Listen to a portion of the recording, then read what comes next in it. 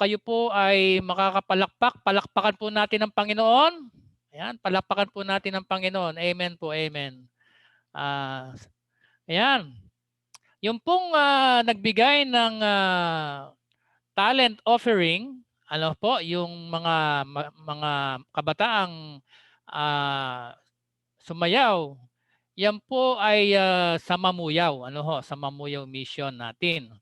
Pero sila po ay galing pa po ng Daraitan o doon sa Magata. Ano ho, sa Magata. Yun po ay bahagi rin ng Tanay. At ayon sa kanila, sila po ay naglakad ng 3 oras higit pa. Ano, ulitin ko po yon. Naglakad po sila ng 3 oras mula doon sa kanilang pinanggalingan sa Magata patungo po sa Mamuyaw, sa barangay Mamuyaw. Biruin niyo po yun mga kapatid.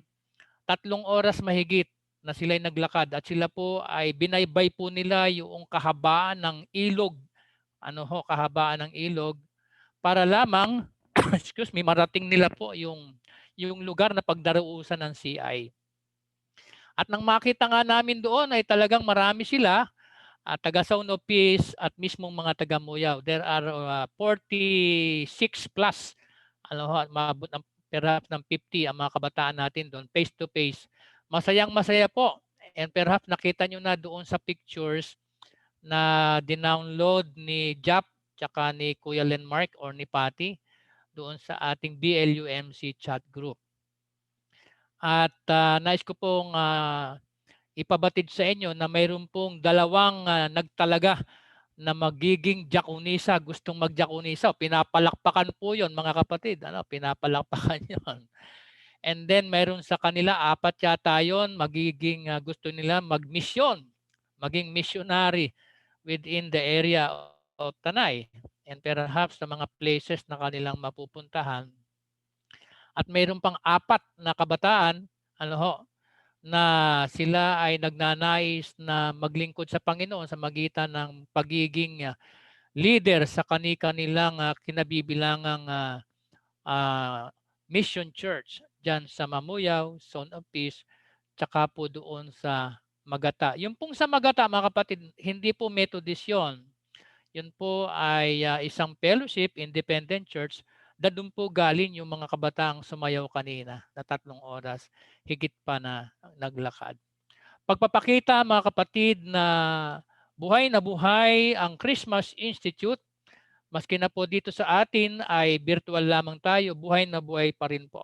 At kitang-kita sa mga mukha ng ating mga kabataan ang pananabik na katagpuin ng Panginoon, maka-fellowship ang mga kabataan at matuto ng maraming bagay tungkol sa salita ng Panginoon. Kaya dahil diyan ay hindi po napigil ng COVID-19 ang CI 2020. Palakpakan po natin ang ating Panginoon. Amen. At sa ating mga kabataang mga leader, salamat kay Lady, kay Kaisi, kay Sister Lian, at sa iba pa na nagbigay ng kanilang panahon upang ito ay maisakatuparan. Tayo po ay manalangin sandali. Amang Diyos na makapangyarihan sa lahat, nagpupuri at nagpapasalamat kami lahat sapagkat kayo po ang patuloy na nagpapala sa gawain sa iyong malawak na ubasan. Salamat din po sa nakaraang CI na kung saan ay napakaraming mga kabataan ang nakadalo. Maski na po ito ay nasa anyo ng virtual, nasa anyong modular, or face-to-face, Panginoon. Kaya dahil dito sa pagharap namin sa inyo sa oras na ito, sa pagkakataong ito, at bago naming tanggapin ang biyaya ng bagong taon, nais naming idulog sa iyo ang aming mga sarili sa magitan na kami makinig ng iyong mensahe ngayong oras na ito. At dalangin ko po, Panginoon, gamitin niyo po ang labi ng iyong lingkod na kanyang bigkasin ang nais po ninyong iparating sa amin lahat. At maging ang lahat na makikinig, ang bawat puso ay maging bukas sa mensahe ngayong pagkakataon na ito. Ito po ang aming dalangin sa ngalan ni Jesus. Amen. Ano ba ang covenant renewal service na ating ginagawa taon-taon? perhaps alam na ninyo ito, pero nais natin na ito'y muling marinig sapagkat ito po ay hindi nakakasawang pakinggan ang kahulugan ng Covenant Renewal Service. Ito po ay pinasimula ni Father John Wesley na siyang nagpasimula ng Methodism sa England sa kanya makasama noong 1755. 1755, August 11. August 11, 1755. For the first time ay nagkaroon sila ng ganitong renewal service at yon ay talagang sila ay pinalad na magkaroon po ng 1,800 attendance. Ano po? 1,800 attendance. At ito po ay lumawig ng lumawig hanggang sa gawin po nila ng December 31. December 31 sapagkat sa kanilang pagbubulay-bulay sa pangunguna ni John Wesley ay napakainam na ito ay gawin bago sumapit yung January 1 ng bagong taon. At dahil doon, yung pong 1,800 people na yon na dumalo ay nadama nila kung gaano kahalaga yung renewal service na yon, yung Covenant Renewal Service. At kaalinsabay noon yung Covenant Prayer at ang gawain na ito ay kinilala na isa sa mga distinctive contribution ng Methodist Church sa liturhiya ng Protestantism sa kabuuan. At ang ilang mga Christian denomination ay inadapt ang estilo na ito na Covenant Renewal Service. At sa lahat ng mga kongregasyon ng Methodist churches around the world ay ino-observe ang Covenant Service na ito every December 31 at ito ay upang magkaroon ng renewal ng commitment ng bawat mananampalataya sa ating Panginoong Kristo at gayon din sa simbahan na nating kinakaibibilangan taon-taon.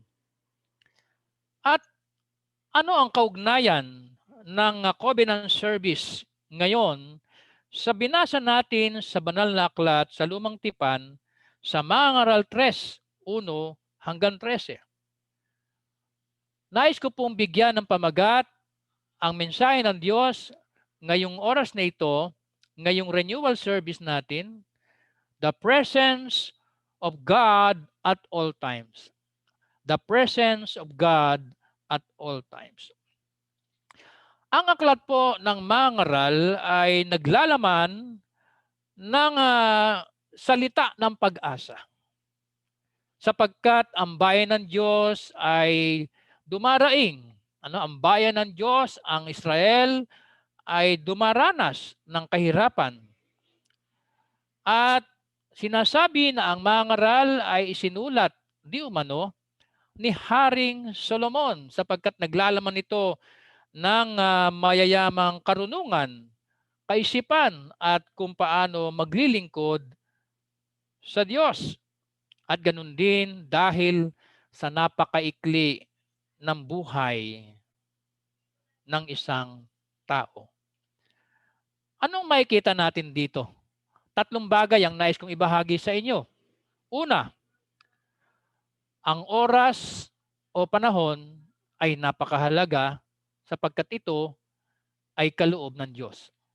Ang oras o panahon ay napakahalaga sapagkat ito ay kaloob ng Diyos. Mga Ngaral 3, verse 1, ganito ang ating mababasa. Ang lahat sa mundong ito ay may kanya-kanyang panahon, may kanya-kanyang oras.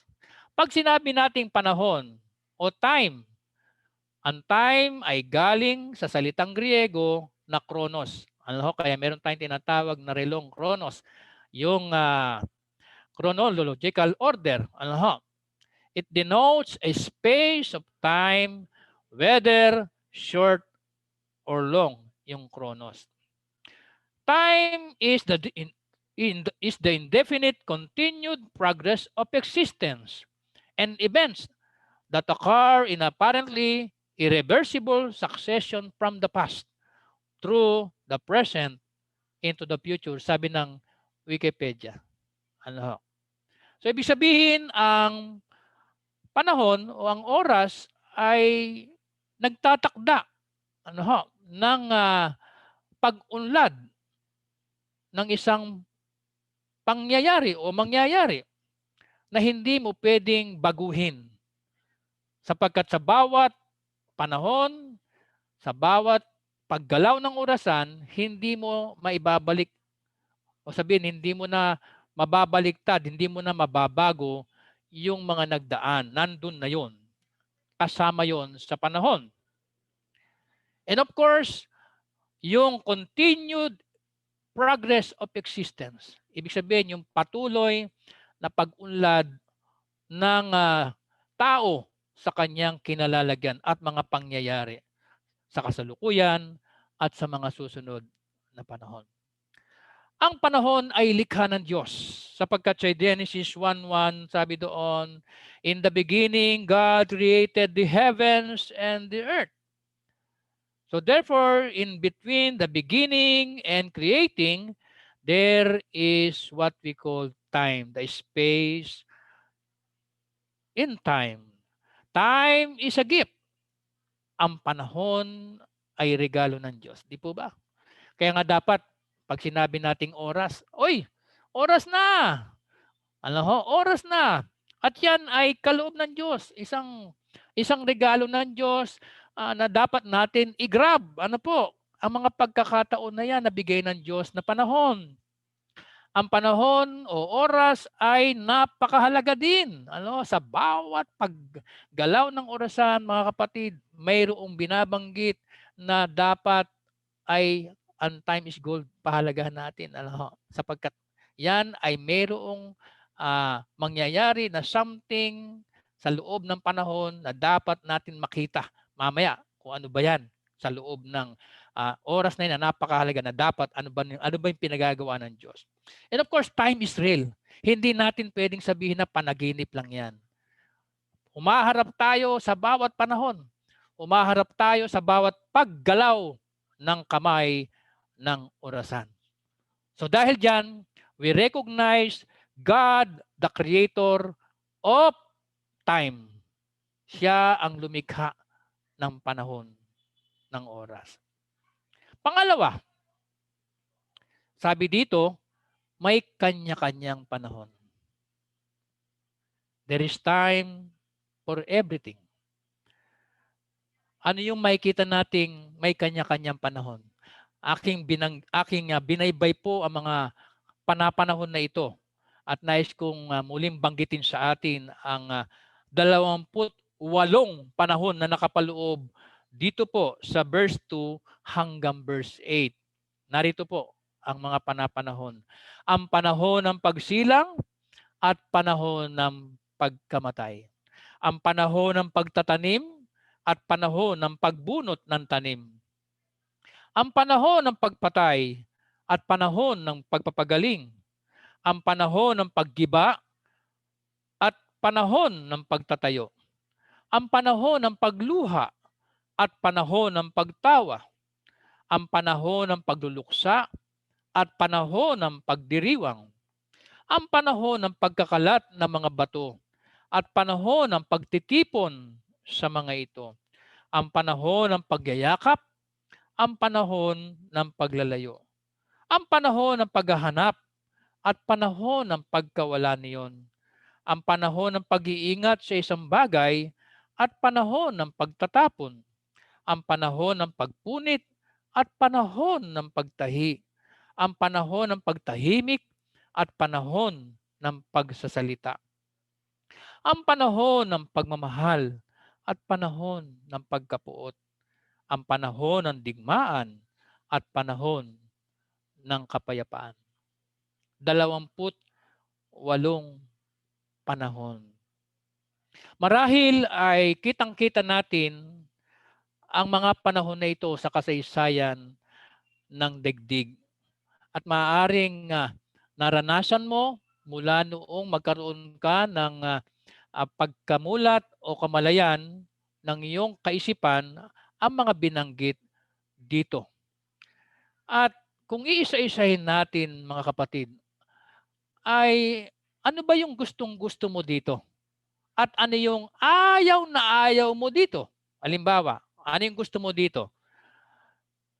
Birthday o yung the day when you will die? Anong gusto po ninyo doon? Birthday o dirt day? Panahon ng pagsilang, panahon ng pagkamatay. Siyempre, pag tatanungin ng isang natural tao, ay ayoko ng panahon ng kamatayan. Gusto ko yung birthday. Alam mo, siyempre, pag may birthday, masayang-masaya tayo. Yung pag yung namatay ka, ay malungkot tayo, di po ba? So, ayaw natin nun. Okay. Ang panahon ng pagtatanim at panahon ng pagbunot ng tanim. Pag sinabi nating pagbunot ng tanim, mga kapatid, yung hindi yung harvest, ha?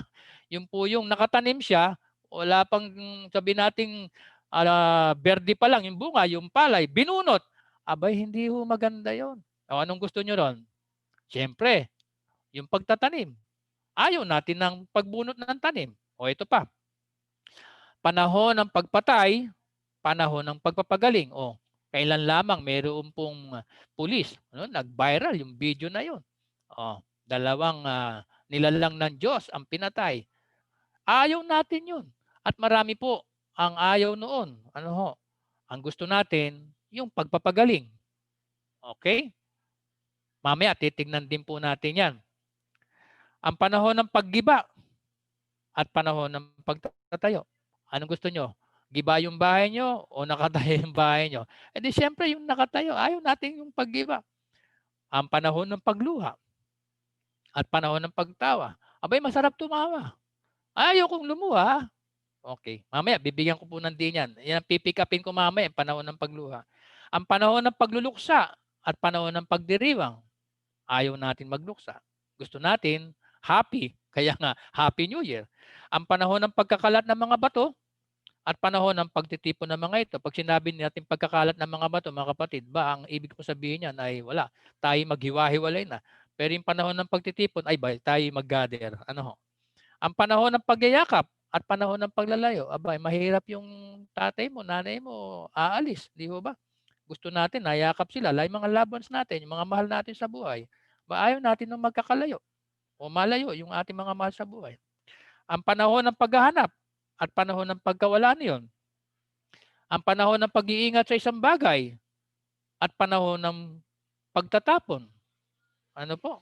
Siyempre, pag meron kang pinapahalagahang isang bagay, and then nabasag, ano po, siyempre, tatapon mo yun. Malungkot po yun. Ang panahon ng pagpunit at panahon ng pagtahi. Ang panahon ng pagtahimik at panahon ng pagsasalita. Ang panahon ng pagmamahal at panahon ng pagkapuot. Siyempre, gusto natin yung pagmamahal. Ayaw nung merong mapupuot sa atin o kaya yung tayo mapupuot. Ang panahon ng digmaan, ayaw natin yan. Gusto natin ay kapayapaan. Ang isa kong nakita rito, mga kapatid, nangyayari ang mga bagay na ayaw natin pero mayroong kahulugan. Hindi ko bibigyan ng emphasis yung magagandang nangyayari. Bigyan ko ng emphasis yung mga pangit na nangyayari. At pipick upin ko po yung pagluha. Kasi kung iisa-isahin ko po lahat ito, baka abutin po tayo ng alas 12, baka po antukin tayo. Ano po? Pipick upin ko lang po yung pagluha. Sino po sa atin ang madalas lumuha? Nawala ng mahal sa buhay, nawala ng trabaho, iniwan ng jowa, binirek ngayong magbabagong taon. Ayan, alam po, maraming dahilan ng pagluha. Alam niyo po, sabi ng isang nakita kong isang article, the Japanese are such strong believers in the health benefits of crying. Ang mga Hapon po raw ay malakas ang kanilang paniniwala na mayroong benepisyo o may tulong ang pag-iyak o ang pagluha. That they've taken that wisdom to the next level. Some cities in Japan now have crying clubs. Aba, nagtayo sila ng mga ng mga organisasyon, ano, tawagin po nila crying club. Meron kayang care group na ganon? Crying care group called Rui Katsu. Yan po ang tawag ng mga Hapon doon sa crying club. Rui Katsu. Ang ibig sabihin ay tear seeking, naghahanap ng luha. Where people come together to indulge in good old-fashioned Savfest. Ibig sabihin, yung talagang naghahanap sila ng kung paano iiyak. To help the tears flow, participants watch tear jerkers. Ayan. Yun daw, mga participants, panonoorin nila yung mga iiyak na rin sila. Crying, release, stress. Ayan, crying, release, stress. And is therefore a great practice when it comes to staying mentally healthy. Ibig sabihin mga kapatid, yung pag-iyak pala, nakakatulong mentally, ano, at sa physical din. Ayan. At meron daw 3 klase ng pagluha. Basal, ibig sabihin, yung basal tears, natural lang yun. Yung minsan, pag lumuluha ka, siguro dahil masakit ang mata mo. Pangalawang klase ng pagluha o luha ay yung reflex tears. Reflex tears. Ibig sabihin, napuwing ka o kaya mayroong tear gas, ayan, mga foreign materials na pumasok sa mata mo. Ang tawag doon, reflex tears. At ang pangatlong uri ng tears ay yung emotional tears. Yan ang kadalasang ayaw natin, yung bang parang pag lungkot-lungkot tayo, 'di ba? Namatayan tayo. Ayaw natin 'yan. But research is backing up that theory. Yung emotional tears. Studies of the various kinds of tears have found that emotional tears, yung emosyon dahil ang bigat-bigat ng kalooban mo, lungkot-lungkot mo, contain higher levels of stress hormones. Ano po? Naglalaman siya o meron siyang tinatawag na stress hormones. Ano po? Emotional tears also contain more mood regulating manganese than the other types. Stress tightens muscles and heightens tension. So when you cry, you release some of that. Nare-release mo yung pong tinatawag na mood regulating manganese tsaka po yung stress doon sa muscle mo nare-release po yun. And of course, sabi dito sa research, crying activates the parasympathetic nervous system and restores the body to a state of balance. Ibig sabihin mga kapatid, yung pong nervous system natin ay lalong gagana. At muli kang palalakasin at ibabalanse ang iyong katawan. O hindi ba napakaganda niyan? Ultimately, the endorphins, ito po, bigyan po ng diin. Yung endorphins released by crying are designed to make us feel better. Abang ganda pala talaga ng emotional tears. Meron palang inire-release na kung tawagin ay endorphins upang lalo kang makadama ng mas magandang pandama. And be that by relieving pain or whether it is the chemicals produced by our brain to promote feelings of well-being. Oh, ang ganda, ho. Itong endorphins na ito.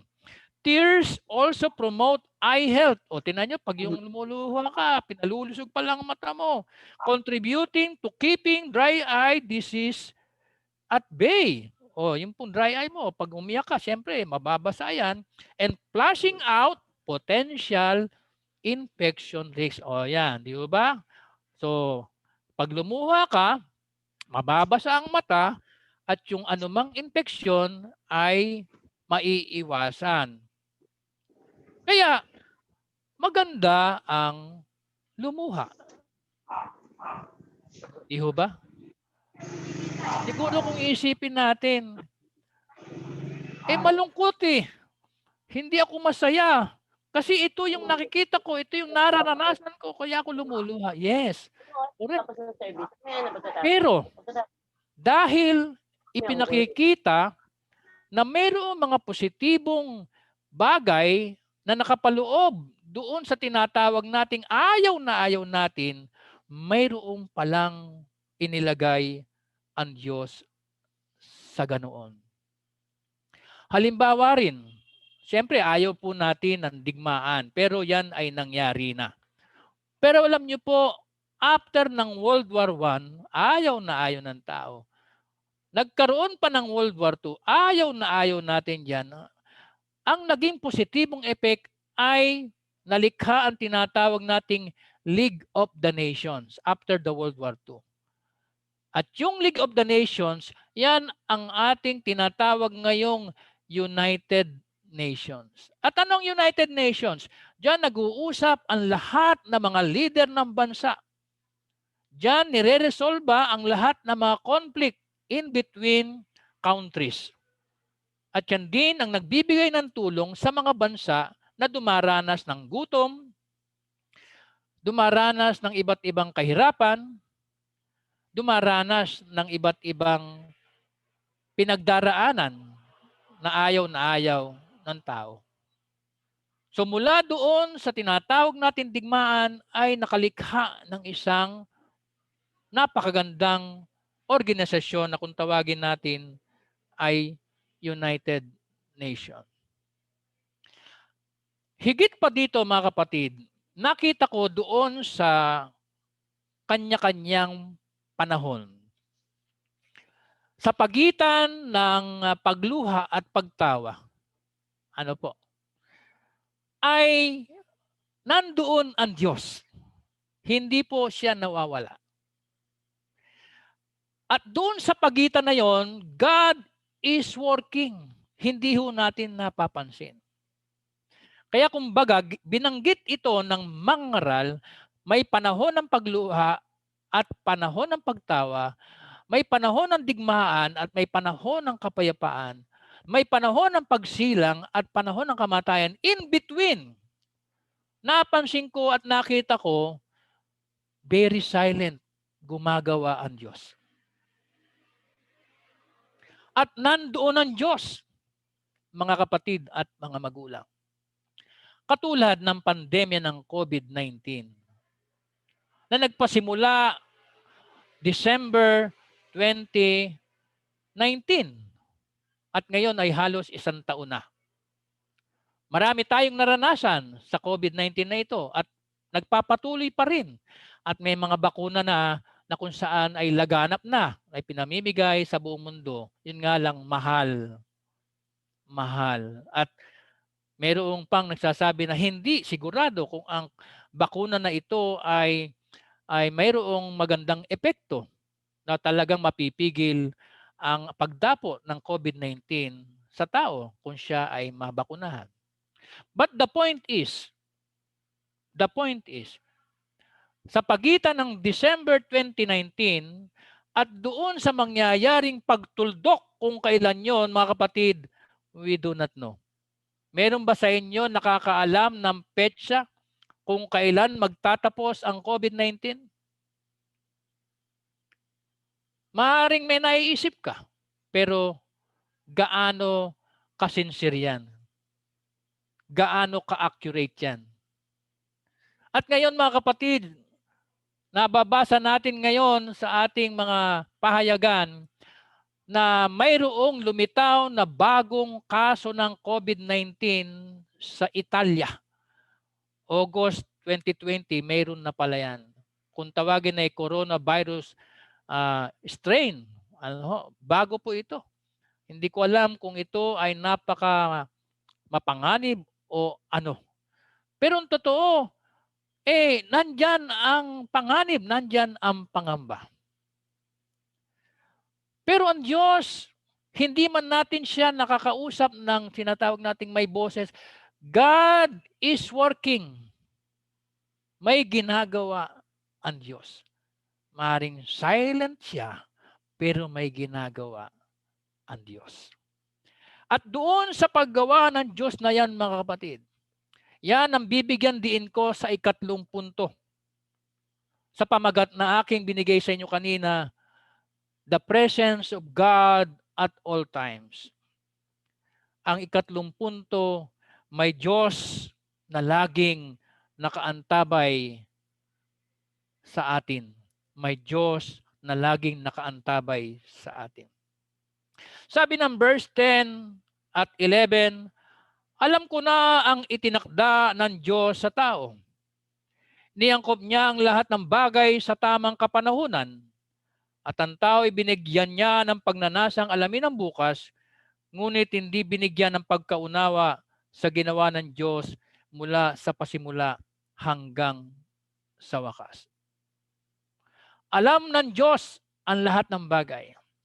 Alam ng Diyos ang lahat ng nangyayari sa tao sapagkat siya ang mayakda nito. Kaya dahil dito, bago pa mangyari yung pagsilang at nang ikaw ay silang at sa panahon ng iyong kamatayan at sa panahon na matapos kang mamatay, itinakda ng Diyos ang lahat ng iyan. Alam ng Diyos kung kailan ka isisilang. Alam ng Diyos kung kailan tayo mamamatay. Alam ng Diyos kung kailan tayo luluha. Alam ng Diyos kung kailan tayo tatawa. Alam ng Diyos kung kailan magkakaroon ng digmaan. Alam ng Diyos kung kailan hihinto ang digmaan. Alam ng Diyos ang pandemya ng COVID-19 at siya rin ang nakakaalam kung kailan hihinto ang ito. Anong ibig sabihin nito? Mga kapatid at mga magulang, dapat nating tandaan na walang ibang pwedeng panggalingan ng kalakasan, ng solusyon at ng tulong kundi ang Diyos Ama. Siya ang Ama ng saklolo. Sa Kanya natin mahuhugot, mga kapatid, lahat ng ating mga pinagdaraanan, sa Kanya tayo makakahugot ng lakas. At siya rin ang panggagalingan ng lahat ng ating mga ninanais upang anumang mga negatibong nangyayari ay mapalitan ng positibo na galing sa ating Diyos Amang nasa langit. El Shaddai, anong ibig sabihin? God the provider. God the provider. Nilikha niya ang digdig, lahat ay nandyan na, tubig, pagkain, hangin, at iba pa. Sa panahon na tayo ay nahihirapan, ang Diyos ay tutulong sa atin. Sa panahon na tayo nagugutom, ang Diyos ang magpapakain sa atin. Higit pa dyan, mga kapatid, sa ating mga pandama o emosyon, ang salita ng nagkatawan tao na si Jesus, ang siyang magbibigay sa atin ng pagbangon ng lahat ng mga negatibong emosyon natin sa ating buhay. Kaya nga, yung mga kalungkutan na yan, yung mga pagkabigo na yan, tanging ang salita ng ating Panginoong Hesus ang ating maaasahan. At kung sa panahon na tayo nagagalit, ang salita pa rin ng ating Panginoong Hesus ang ating maaasahan. Love your enemy. Love your enemy. Kaya nga, ang sabi ng ating Panginoon, ang sabi ng Biblia, in all things, give thanks. In all things, give thanks. Whatever situation, give thanks. Magpasalamat tayo sa Panginoon sapagkat yan ang ninanais ng Diyos. Pastor, pati ba yung mga pangit na nangyayari ay dapat nating ipagpasalamat? Yes!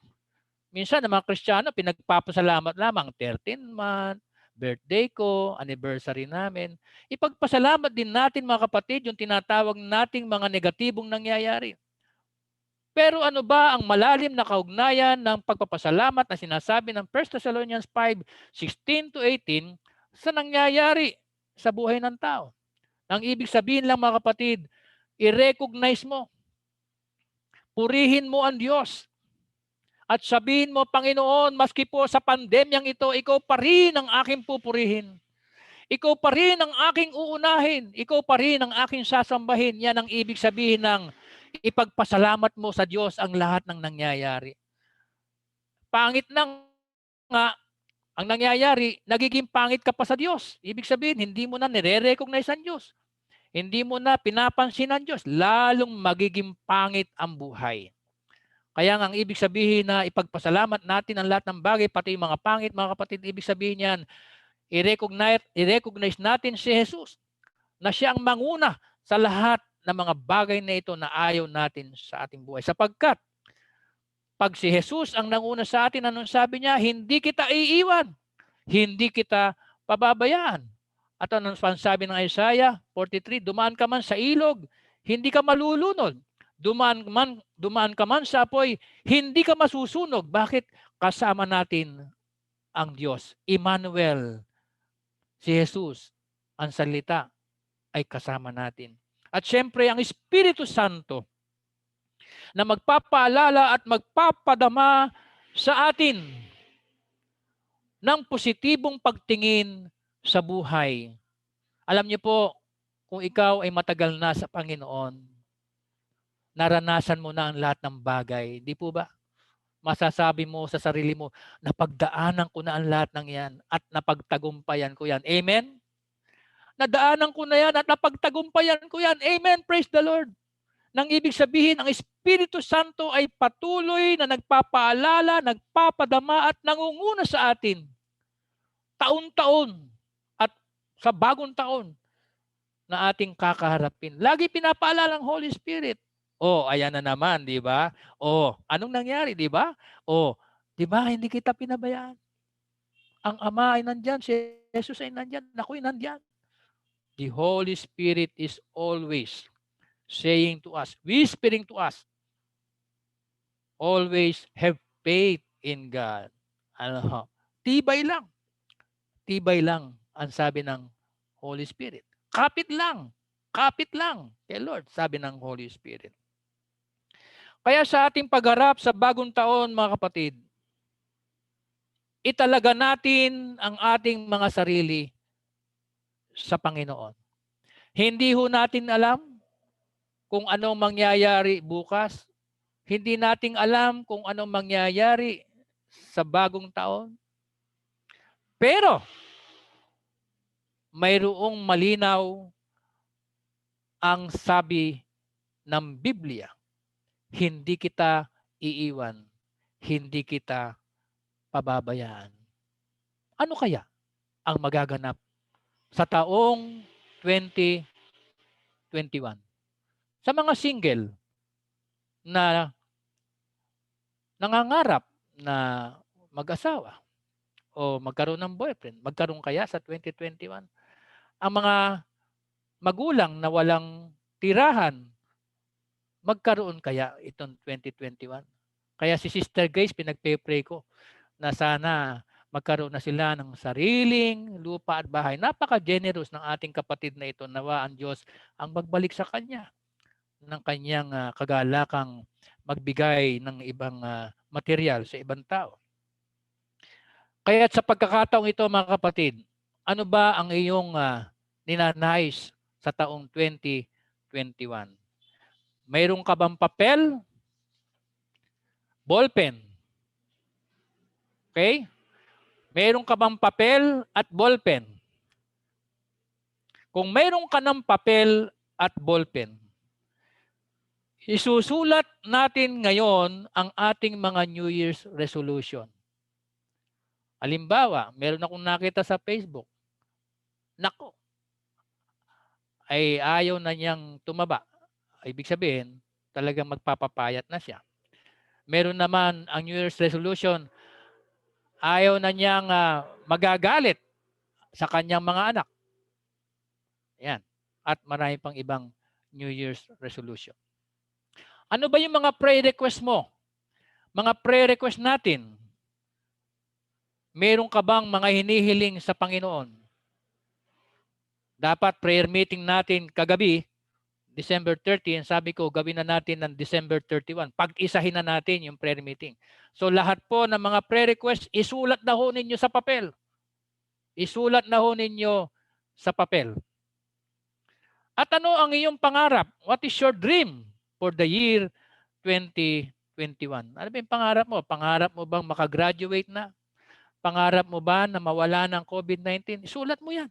Pangarap mo ba na ikaw ay magkaroon ng magandang hanap buhay? Pangarap mo bang ma-promote sa iyong trabaho, etc., etc.? Isulat mo yan. Mga kapatid, bibigyan ko po kayo ng 2 minuto upang isulat natin. Sabay-sabay po tayo sa papel. Susulat din po ako. Ito po, nakahanda na po yung papel ko. Isusulat ko rito yung aking New Year's resolution, prayer request, at ang aking dream o pangarap sa taong 2021. Binibigyan tayo ni Lord ng 2 minuto para gawin ang lahat ng ito. Katahimikan, ibig sabihin, kinakausap natin ang Panginoon sa isusulat natin na New Year's resolution, prayer request, at ang ating pangarap sa taong 2021. 2 minutong katahimikan, mga kapatid. Time starts now.